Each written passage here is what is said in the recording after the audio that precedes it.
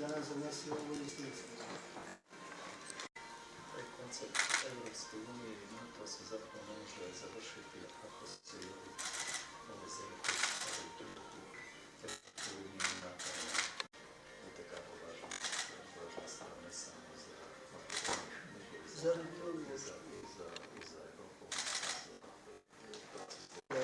Vi predsjedavate Evropskom unijom, a mi da stavimo čega napreduje ipak za nas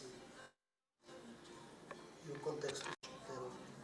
I na početku smo bili u Austriji, nažalost u periodu. I onda kako smo pametili, posle 10 godina da shvatimo da moramo uraditi ono što je možda